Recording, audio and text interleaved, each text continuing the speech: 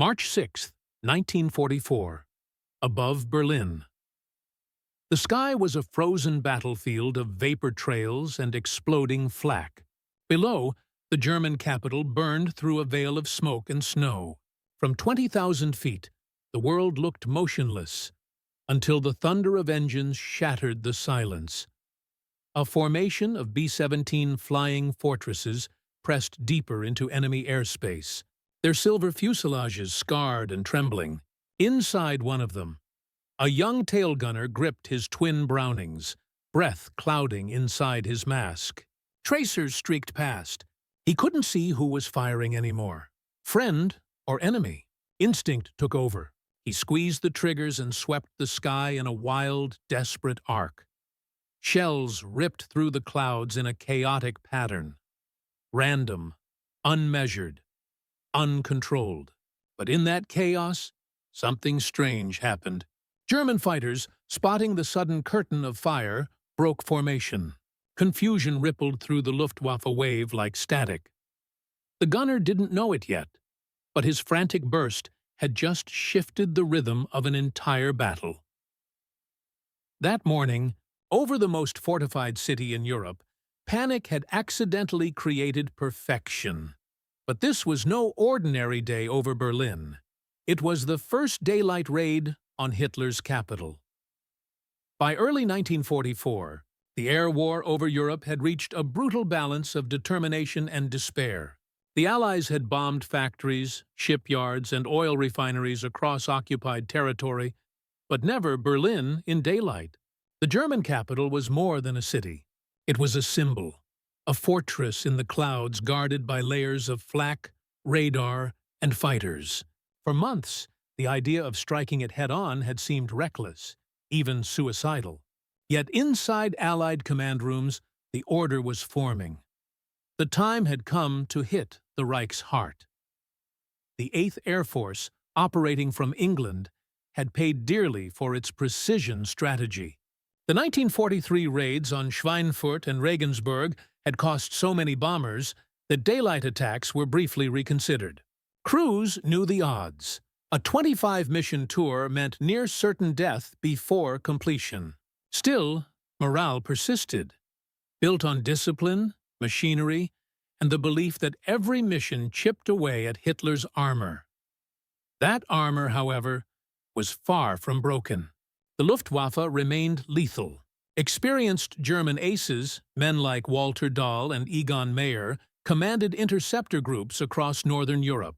Their squadrons were quick, coordinated, and utterly ruthless. Radar stations along the coast could spot American formations hours before they reached their targets. By the time bombers approached the German border, hundreds of fighters would be climbing into position. The Americans answered with technology. The Boeing B-17 Flying Fortress was their skybound citadel. Rugged, slow, but fiercely defended.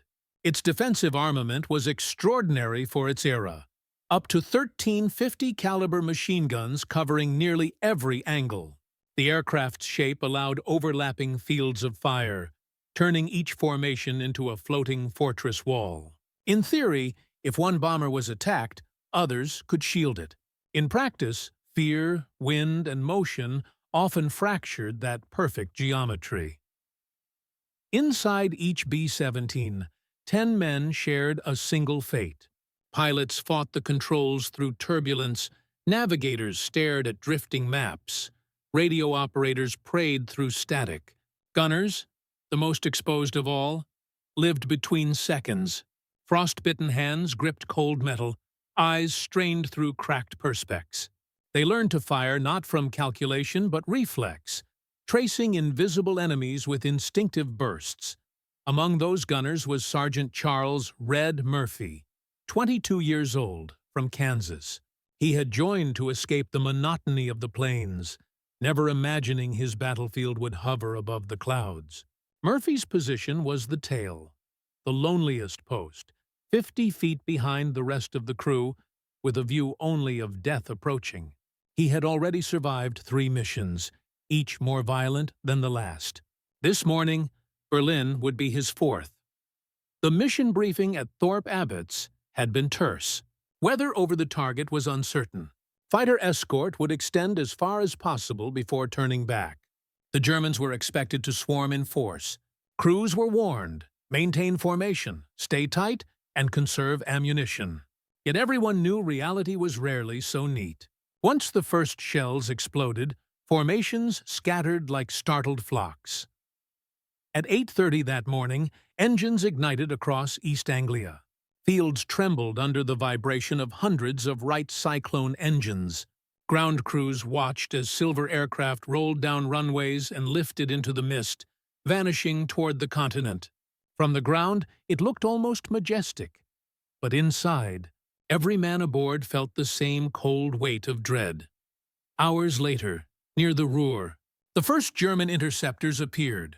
FW-190s and Bf-109s diving through contrails. The battle unfolded in layers, chaotic and blinding. Smoke trails twisted like veins through the sky. Bombers held tight in disciplined boxes, but casualties mounted fast. When Berlin's dark sprawl appeared beneath them, the air was already saturated with steel and fear. Flak bursts pounded the formation. Each explosion hurled shrapnel in every direction, black clouds blooming like malignant flowers. Pilots called out damage reports. Gunners shouted bearings. The intercom crackled with noise and prayer. Somewhere in that storm, Sergeant Murphy braced himself. His turret shook violently, tracers flashing past. He saw flashes, hundreds of them, and could no longer distinguish enemy from reflection. He fired. The act was pure survival, blind and instinctive. The stream of bullets stitched the horizon in uneven lines, what observers later described as random spray.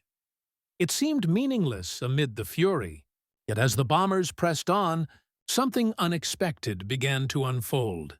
His erratic bursts would ripple through the Luftwaffe's attack pattern in ways no one could have planned. Among the hundreds of gunners that morning, one man's burst of fire would soon confuse even the Luftwaffe itself. Berlin was the most defended city in Europe, an iron labyrinth of guns, bunkers, and radar towers. The German High Command had transformed its skies into a living machine. Searchlights scanned in precise grids, guided by sound detectors and early warning systems that fed directly into control centers. From these nerve hubs, Luftwaffe coordinators could direct squadrons like chess pieces. It was meant to make the capital untouchable.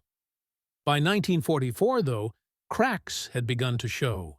The Allied bombing campaign had drained fuel reserves, stretched aircraft production, and exhausted pilots.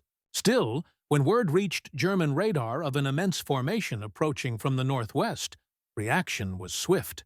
Flak divisions across Berlin were ordered to battle stations. Sirens wailed through the city as civilians fled for shelters. Anti-aircraft guns, the infamous 88s, lined rooftops, rail yards, and parks. Each crew had rehearsed this scenario 100 times. Above them, the fighter defense grid mobilized. Jagdgeschwader 11 and 26 scrambled from nearby airfields, their Bf-109s and FW-190s climbing into the freezing air. Ground controllers tracked the American Armada's altitude and vector, feeding updates every few seconds. German pilots trusted their guidance blindly. Their objective was clear: break the bomber stream before it reached the capital's center. Inside the American formation, mission leaders knew exactly what they were flying into. The operation, coded Mission 250, involved more than 500 heavy bombers from multiple groups. Their targets: Berlin's aircraft engine plants, railroad yards, and armament factories. The escort, newly introduced P-51 Mustangs, would accompany them deep into Germany for the first time. But even their range had limits. Once the fighters turned back, the bombers would be alone over the city. In the days before the raid, Allied analysts had debated the decision. The memory of the Schweinfurt disaster still haunted them, when 60 bombers had failed to return from a single mission. Yet the symbolic value of striking Berlin in daylight outweighed every doubt. If the Luftwaffe rises to defend it, one planner said, then we can destroy them in the air. It was a gamble written in smoke. Berlin's defenders understood that logic. For the Luftwaffe, every raid was now a test of endurance, not just skill. German aces still flew with precision, but their replacements were young and undertrained. Shortages of high-octane fuel forced many squadrons to limit flight hours. Ammunition stocks were thinning, yet pride and fear of failure kept them airborne. The Reichsmarshal himself, Hermann Göring, had promised that no enemy bomber will ever reach Berlin. On March 6th, that illusion was about to shatter. As the bomber stream crossed into central Germany, radar operators at Wittenberg and Dessau plotted its exact course.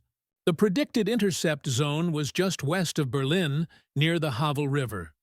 Squadrons took off in waves, forming staggered attack layers.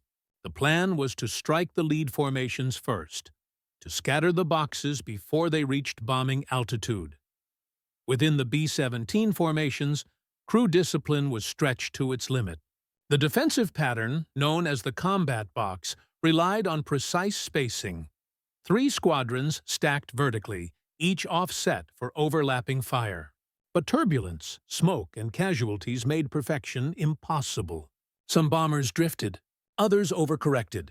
Pilots fought to realign through clouds of shell bursts. The sound of flak hitting aluminum was like gravel thrown at tin roofs. Constant, unpredictable, nerve-splitting. By 11 a.m., the city was visible through breaks in the haze. Bomb bays opened, releasing thousands of pounds of explosives. Streets below disappeared into boiling smoke. The formation held together just long enough to complete the drop. Then the Luftwaffe's main assault hit. Dozens of German fighters dived out of the sun, firing rockets and 20mm cannon shells. They came fast and close, slashing through the formation before looping for another pass. Radio channels filled with shouting. One bomber exploded mid-air. Another spiraled downward, its wings folding.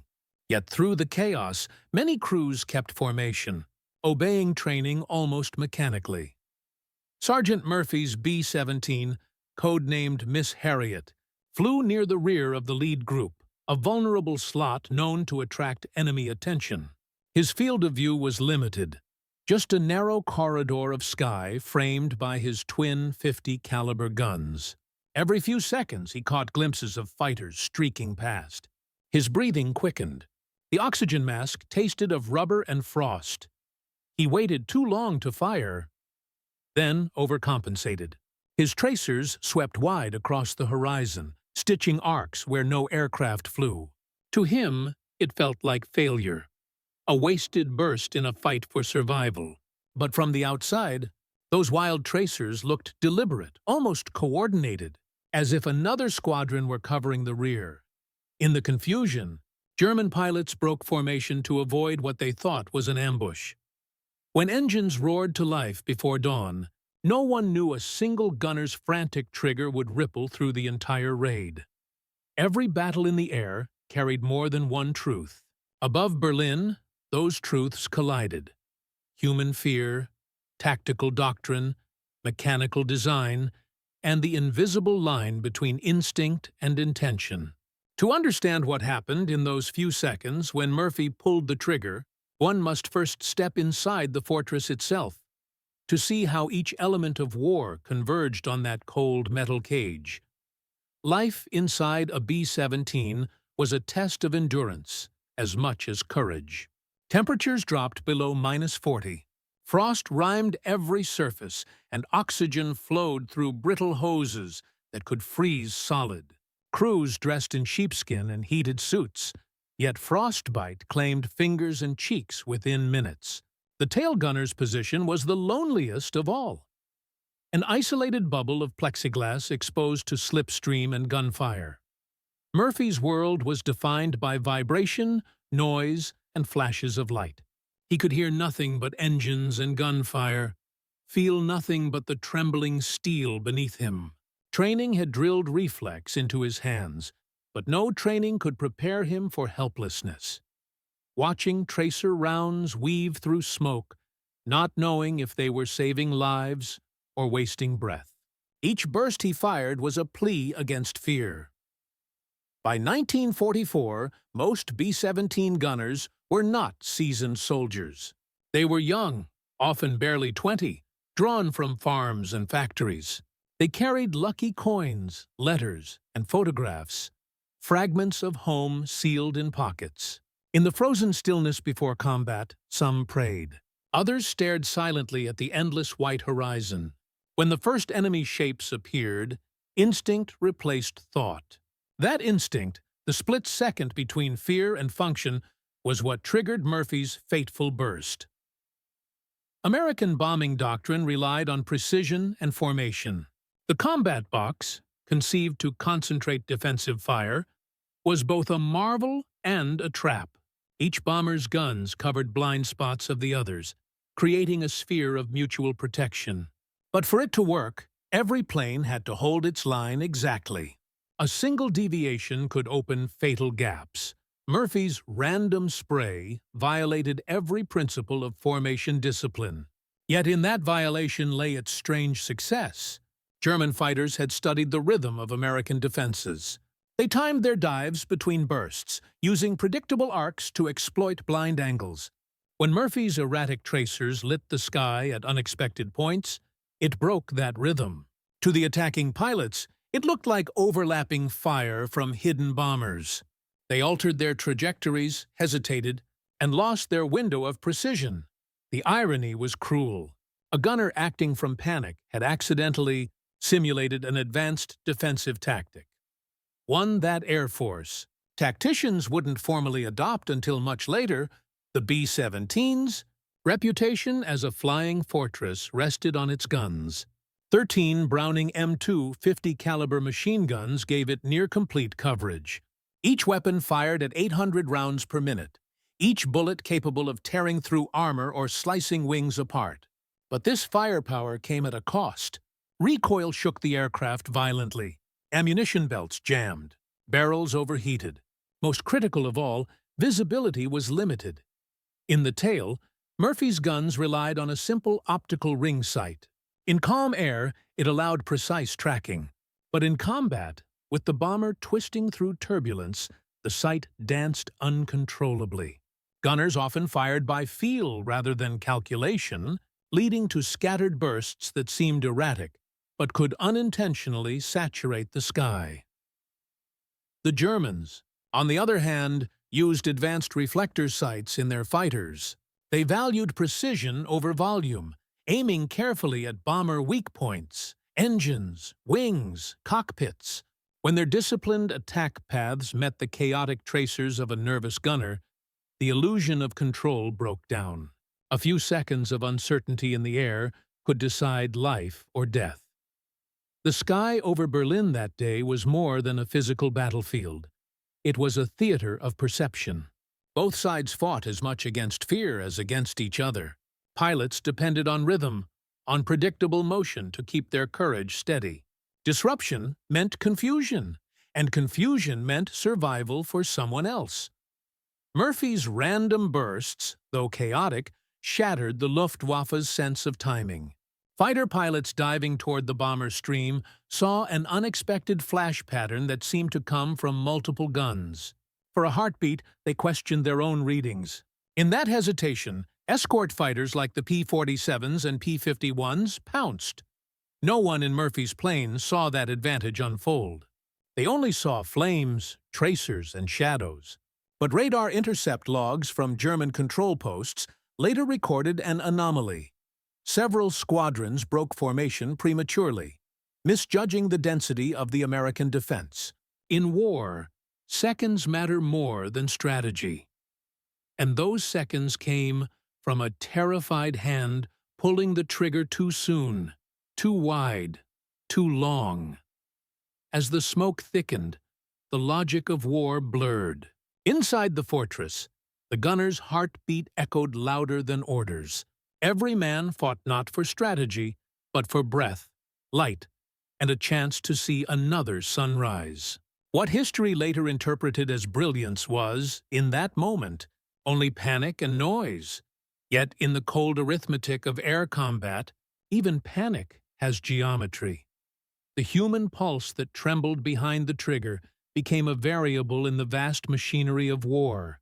Unpredictable, unrepeatable, yet strangely effective. But technology and discipline sometimes fracture under chaos, and that fracture was about to create something unexpected. For the Luftwaffe, pilots rushing to intercept the bomber stream, every second of the battle was a calculation. They were outnumbered, exhausted, and aware that their nation's defenses were weakening. Yet pride drove them onward. Many of these men had survived the Blitz, the Channel battles, and the Eastern Front. They were hunters who had spent years perfecting the art of precision, and precision was now being undone by randomness. As German fighters dove toward the B-17 formations, they depended on coordination. Ground controllers relayed altitudes and vectors, allowing them to strike in synchronized waves. But Murphy's wild tracers cut through the formation at angles that made no sense. They appeared from sectors where no guns should reach, giving the illusion of an extra layer of defense. To the attackers, it looked like the Americans had developed a new firing method, overlapping tail arcs that made every approach suicidal. Pilots who had rehearsed clean, disciplined dives found themselves pulling away early, rejoining broken wings of squadrons. Some believed decoys were hidden in the clouds. Others mistook the tracers for escort fire from above. Confusion multiplied. Communications crackled with fragmented commands, and the elegant choreography of attack turned into chaos. What Murphy's hands had done by accident disrupted a pattern the Luftwaffe had spent years refining. It wasn't superior strategy. It was psychological interference, the collapse of rhythm in the enemy's mind. From the lead bomber in the formation, Colonel Robert Peel watched his defensive line disintegrate under pressure. His voice came through the intercom, calm but clipped, ordering the crews to tighten formation. He had no idea that part of the confusion below wasn't collapse, but transformation. Murphy's B-17, trailing uneven tracers, appeared to be part of a coordinated defensive maneuver. Other gunners, seeing the same pattern, began firing in similar arcs. Within minutes, the rear of the bomber's stream looked like a moving wall of light. Peel's formation began to stabilize. The illusion of strength became its own defense. German pilots circling at higher altitude reported dense defensive concentration and hesitated to engage. Escort fighters, arriving at the edge of Berlin, took advantage of that hesitation. The temporary chaos had bought them time, just enough to enter the fight. Commanders on both sides would later analyze this moment differently. American officers credited leadership and discipline for maintaining cohesion. German reports blamed radar miscommunication and poor timing. Neither fully grasped that the key variable had been a single gunner's uncontrolled burst. In the language of reports and statistics, chance was invisible. War often glorifies precision, but its outcome is equally shaped by accident. Murphy's random spray challenges the very idea of control in combat. Military historians later debated whether panic could be strategic, if instinct, unfiltered by command, might sometimes achieve what planning cannot. For the men inside those bombers, morality was blurred. They fought a war of annihilation, reducing cities to ash. Yet in the sky, individual survival depended on seconds of judgment that no manual could teach. When Murphy fired, he wasn't thinking of strategy or targets. He was thinking of his crew, the pilot he'd eaten breakfast with, the radio man who'd told jokes before takeoff. That split-second reflex to protect them transcended doctrine.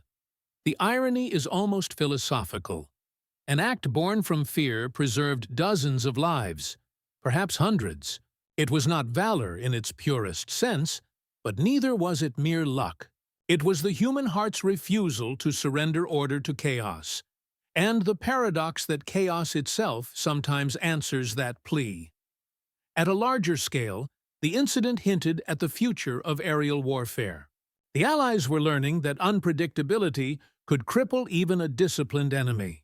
Traditional bombing formations, while powerful, made patterns that could be exploited. The illusion of randomness, deliberate or accidental, could break that predictability. In later missions, some commanders encouraged gunners to vary their fire patterns slightly, to keep attackers guessing. Though not officially recorded as doctrine, the behavior spread informally through combat reports and veteran accounts. The B-17's defensive effectiveness improved subtly, not through innovation, but imitation of what appeared to work, even if no one knew why. For the Luftwaffe, the encounter above Berlin was a grim omen. Their tightly coordinated system had shown its fragility. They were fighting not just machines, but human unpredictability. Radar and precision could guide planes to the battle, but they could not guide men through confusion. In hindsight, Murphy's burst became a metaphor, not of heroism, but of the strange equilibrium between control and chaos that defined the Second World War. The entire conflict, from Normandy to Stalingrad, was shaped as much by misfires and misjudgments as by plans.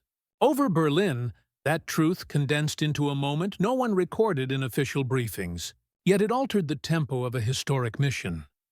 Somewhere in the haze, amid the roaring engines and falling debris, the invisible line between strategy and chance disappeared.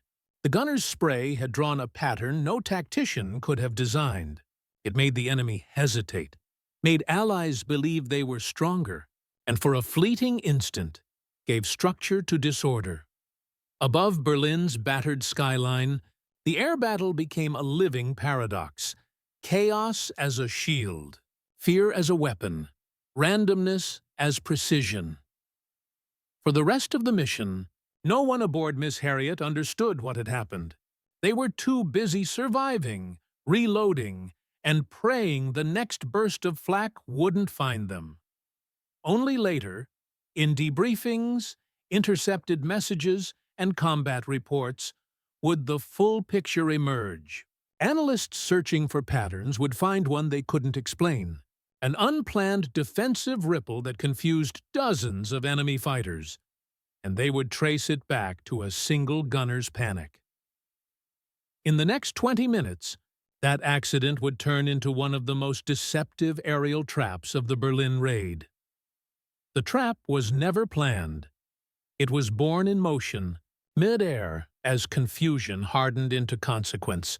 Above Berlin, the bomber stream stretched for miles, a silver artery through black clouds of flak. Smoke and vapor tangled together until horizon and sky became the same gray. In that chaos, Sergeant Murphy's tracers still burned across the void, flickering like errant constellations. From below, German radar screens bloomed with noise. The pattern of American fire, irregular and scattered, produced signals that looked like additional formations entering the fight. Controllers at Wittenberg and Verneuken interpreted the readings as multiple bomber groups converging. The order went out to reposition fighters, splitting their concentrated assault into two smaller waves. It was the first break in coordination, and it opened a window the Allies could never have engineered by design. At 11:37, the main Luftwaffe attack reached the central bomber column.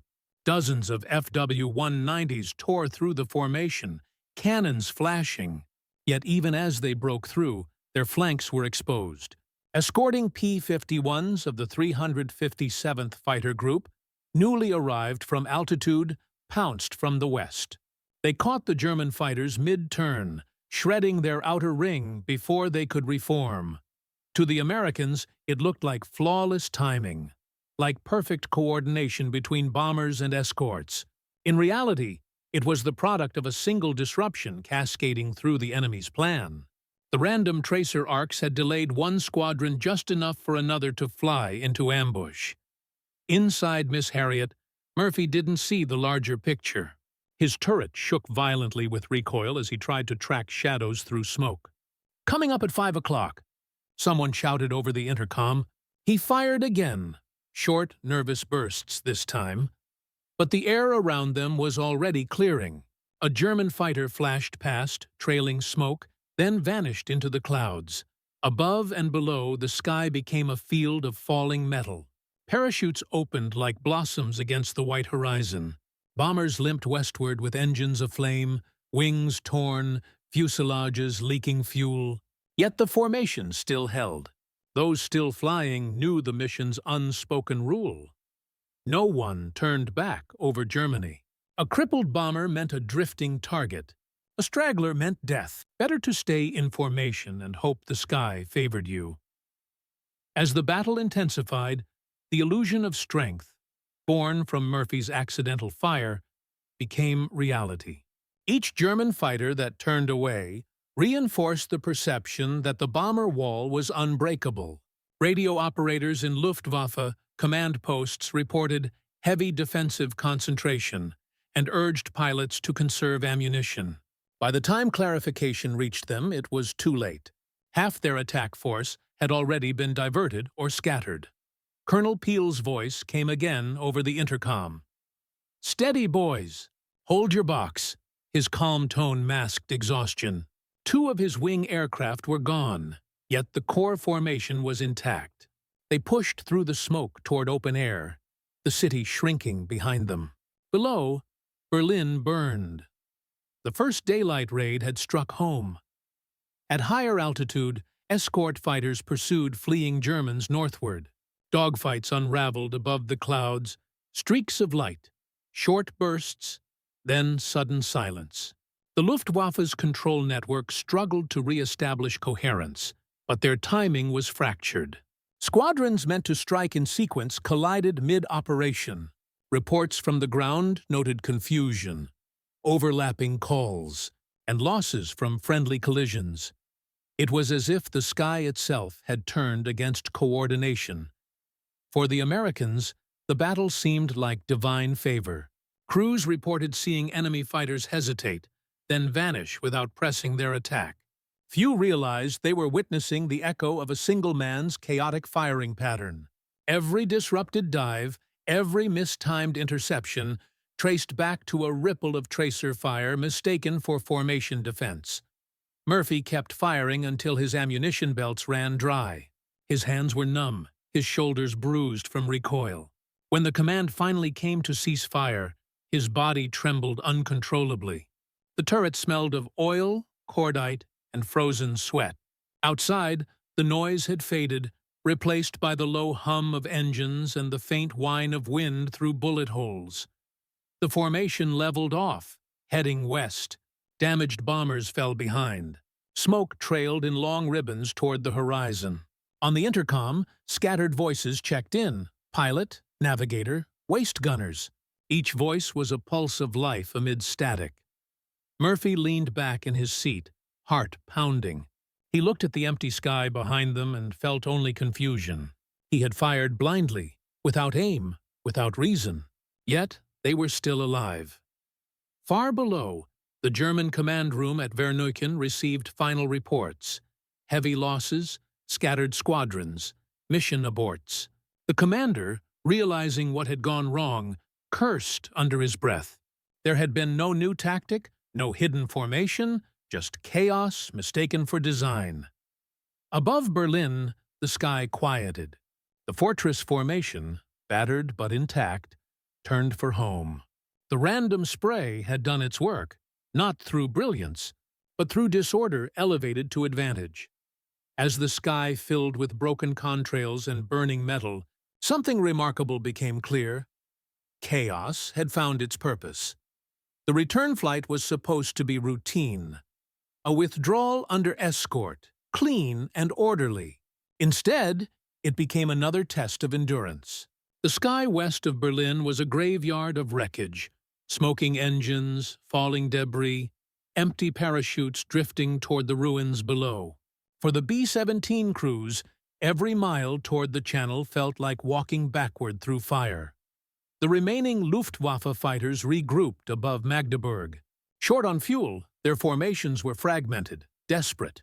Still, they dove from the sun in scattered attacks, hunting the crippled bombers. But this time, their timing was broken. Their radios crackled with conflicting orders. One command urging pursuit, another demanding withdrawal to protect the city from a second wave that didn't exist. The phantom formation created by Murphy's spray was still echoing across German radar. By the time the error was discovered, the Americans were already halfway home. From Miss Harriet, the world below looked fractured. Snow-lined rivers, columns of smoke, flashes of anti-aircraft fire rising through clouds. The crew had lost count of the number of hits they'd taken. The right wing was scarred, aileron cables torn halfway through. Yet somehow the plane still flew. Inside there was silence now. A silence filled with exhaustion more than peace. Murphy's turret barely moved. The gears were jammed from debris. The glass was cracked. He stared out through a spiderweb of fractures, watching the light scatter into thin beams. The radio operator, Sergeant Dugan, passed him a note, just 2 words scrawled in pencil. "You saved us." Murphy stared at it for a long moment, then folded it without a word. In truth, he didn't feel like a savior. He felt like a survivor who'd fired out of fear and luck. Over the channel, the last P-51s peeled away toward their bases. The bomber stream descended, each aircraft limping in its own wounded rhythm. Airfields in England prepared for landings, medics, fire crews, fuel trucks waiting along the runways. As Miss Harriet touched down, one tire burst on impact, sending the bomber veering sideways. The crew braced. Metal screamed. Sparks flashed beneath the fuselage. When the plane finally stopped, smoke poured from the brakes. The ground crews rushed forward, pulling open the hatches. Murphy climbed out last. His face was blackened with soot, his eyes hollow. The others cheered faintly, more from relief than victory. Behind them, the sky was fading into evening, streaked with the contrails of those who hadn't made it back. In the debriefing tent, intelligence officers moved quickly, gathering accounts. The mission had achieved partial success. Heavy damage to Berlin's war industries, significant Luftwaffe losses. But what caught their attention were the reports of unexpected fighter confusion over the target zone. Radar intercepts and pilot testimonies described German disorganization inconsistent with prior raids. Someone mentioned Murphy's continuous erratic fire pattern, how it had spread across the sky like a curtain of light. The officers exchanged glances. They didn't call it luck. They called it an unintentional tactical innovation. Word spread through the 3rd Air Division within days. Some crews began testing similar suppression bursts, controlled streams of overlapping tracer arcs designed to disrupt enemy approaches. They called it Murphy's Fan. Though far from precise, it forced attacking fighters to break formation earlier, buying bombers precious seconds. Murphy himself never claimed credit. In interviews months later, when asked about the Berlin raid, he'd shrug and say, "I just didn't want to die with my guns loaded." For the Germans, the day was a warning written in smoke. Reports from surviving pilots described the American defense as erratic but overwhelming. Luftwaffe analysts struggled to explain how a single bomber group had appeared to multiply mid-engagement. They blamed radar interference, pilot misjudgment, atmospheric distortion, anything but randomness. The idea that chaos could be a weapon was unthinkable to a system built on order. In war, perception is power. And for one frozen morning above Berlin, perception had rewritten physics.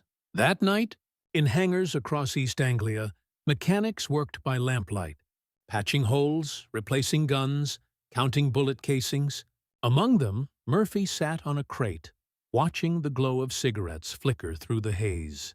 Every now and then, he'd glance at his turret, its glass shattered but still intact, as if the machine itself were alive, scarred, stubborn, and unwilling to quit. Overhead, the wind carried the distant drone of other bombers heading out for the next raid. The war wouldn't pause to celebrate accidents or analyze miracles, but the story of the random spray would travel quietly through the ranks. A whispered reminder that even fear can shape history when it meets timing and chance. Somewhere, buried in the mission report, a single line recorded the event without drama. Tail gunner expended full ammunition belt during engagement. Enemy fighters dispersed. Formation maintained. That sterile sentence concealed the storm, the noise, the fire, the trembling hands that had unknowingly drawn a perfect trap above the enemy's capital. As dawn broke over England, the bombers stood silhouetted against the light, their wounds glinting like medals. The men inside them would fly again, not because they felt invincible, but because chaos, once survived, breeds defiance. For Murphy, Berlin would never fade. Every tracer he'd fired still burned in memory, not as random shots, but as a pattern that only hindsight could reveal. And in that revelation, the war found one of its rarest truths, that even disorder, in the right sky, can become precision. By the time the bombers returned to England, the raid on Berlin had already entered military legend. It was the first daylight assault to reach the German capital and return in force. Battered, but victorious. The statistics painted the surface of the story. 69 bombers lost, nearly 700 men missing or killed, yet the target struck with unprecedented accuracy. Factories in Siemensstadt burned for 2 days. The city's transport lines were paralyzed, but the numbers couldn't capture the unseen ripple, the shift in air warfare's psychology. Until that day, Berlin had seemed untouchable in daylight. The Luftwaffe believed its fighter command could crush any incoming formation before it reached the capital. March 6, 1944, changed that certainty. The American 8th Air Force had not only reached the heart of the Reich, but had done so while fighting off Germany's best interceptors. Among intelligence circles, analysts dissected the battle from every angle. Radar distortions, timing errors, pilot fatigue, each offered partial explanations. Yet buried in mission logs and debriefs lay a smaller note, almost invisible. Tail gunners' defensive fire produced unexpected disruption among interceptors. Few noticed it then, but within weeks, the concept had a name: suppressive defensive fire. The lesson was subtle, yet profound. Precision was no longer the only form of control. Unpredictability could have its own tactical power. By creating a wall of apparent aggression, even a single gunner could distort enemy perception.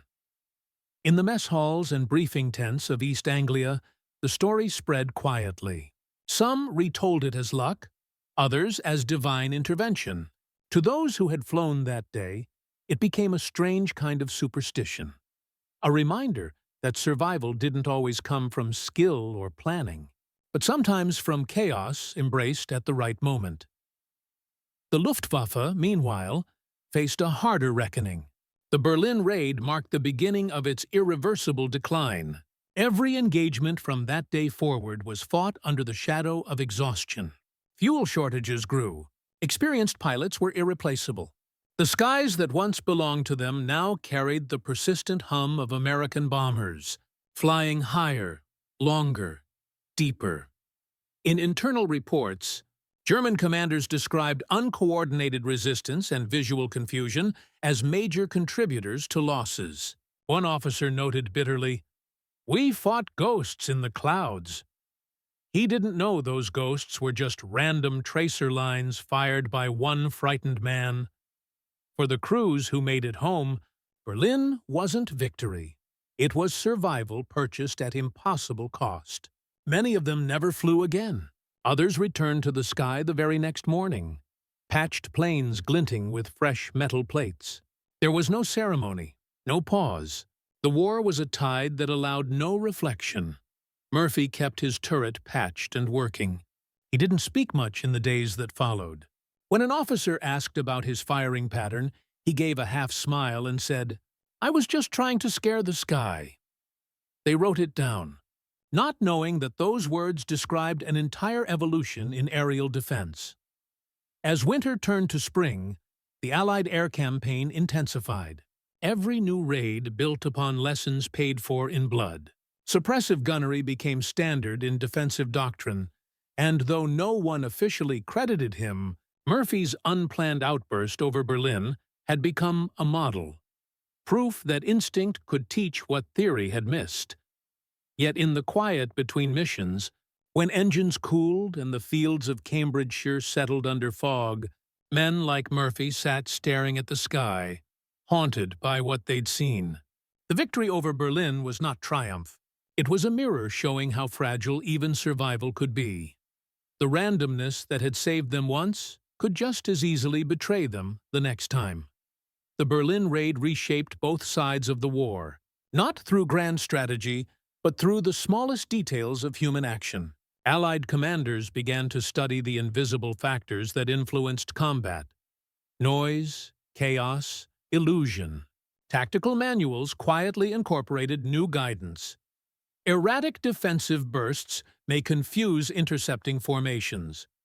It was a sterile line in a thick book of procedures, but its origin was anything but sterile. It came from fear, chance, and survival instinct sharpened to the edge of desperation. For the men of the 3rd Air Division, the mission became a reference point. Every new operation compared itself to Berlin. The intensity, the flak, the feeling of being swallowed by smoke. Pilots who hadn't been there spoke of it as legend. Those who had simply nodded, knowing that no description could ever translate what it felt like to watch the sky turn against itself.